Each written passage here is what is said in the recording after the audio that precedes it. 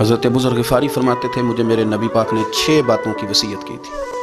اپنے بچوں کو بتاتے تھے، دوستوں کو 6 باتوں کی حضور نے وصیت کی تھی. سب سے پہلے حضور نے فرمایا تھا ابو ذر مسکینوں سے محبت کرتے رہنا. دوسرا نبی پاک صلی اللہ علیہ وسلم نے فرمایا تھا جب بھی دیکھنا نیچے والوں کو دیکھنا، اوپر والوں کو نہ دیکھنا. مالداروں جاگیرداروں پہ توجہ نہ کرنا، ذہن خراب ہوگا. نیچے دیکھنا، غریبوں کی طرف توجہ رکھنا. تیسرے نمبر پر نبی پاک صلی اللہ علیہ وسلم نے فرمایا تھا ہر حال میں حق بات کہنا اگرچہ وہ کڑوی ہو. چوتھے نمبر پہ میرے محبوب نے فرمایا تھا اللہ کے معاملے میں کسی کی پرواہ نہ کرنا. کوئی کیا کہتا ہے کہتا رہے، تم رب کے رستے پہ چلتے رہنا، ملامت کی پرواہ نہ کرنا. اور 5ویں نمبر پر میرے نبی پاک نے مجھ سے کہا تھا اگر رشتہ دار تجھ سے تعلق توڑیں بھی نہ تو جوڑ کے رکھنا، صلہ رحمی نہ چھوڑنا.